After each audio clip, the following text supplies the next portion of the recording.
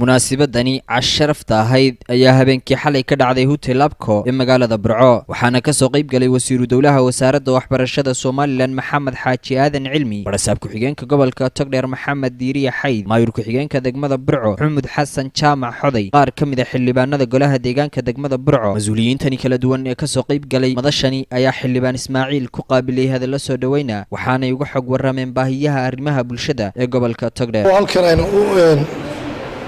ugu sameeyay casho sharaf xildhibaan golaha deegaanka ee Lilahamar ka tirsan walaal Ismaaciil Maxamed Ibraahim oo shalay sida arkayseen lagu soo dhaweeyay magaalada Burco ee degmada Burco xildhibaankana waxaan leenahay ku soo dhawow magaalada Burco ku soo dhawow dalkaagi aad baan nasiib badan haddaan nahay golaha deegaanka ee Burco waayo wax xildhibaankii lixaad intii aanu joognay aanu soo dhaweyno aad baan ugu faraxsanahay inaan runtii caawadi kala soo qayb galo xafladan quruxda badan ee lagu soo dhaweynayo xildhibaan Ismaaciil aad iyo aad baan runtii ugu faraxsanahay haweenku gobol ahaan degmahan waanu fiicanahay waxaanu ku qabsanay salaankii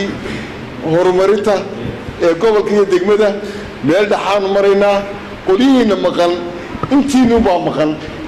keeni lahaydeen ama taariikhaan soo geli lahayd wuxuu baanu raacinayna inay mataqaanaa dee wixii mara wada way leeg tahay oo degmadu way leeg tahay inay waxa u soo heshaanba ku soo turtaan hadday tahay waxbarashada hadday tahay caafimaadka hadday tahay golaha deegaanka hadday isboortka tahay nooc kasta wasaaran walba baahideedu way taalankan waxaanu leenahay xildhibaan ku soo dhawow gobolkaaga iyo degmadaadii aad ka tirsanaatid xildhibaanada golaha deegaanka Norway laakiin waxa tahay maxay ahaydee muwaadin reer Soomaaliland gaar ahaan reer Togdheer aad iyo aad baan runtii uga mahad celinayaa martidan aanu casho sharaf u sameynay maanta xildhibaanka Ismaaciil Maxamed Aadan oo runtii dalka Norway gaar ahaan magaalada Lilahamar oo runtii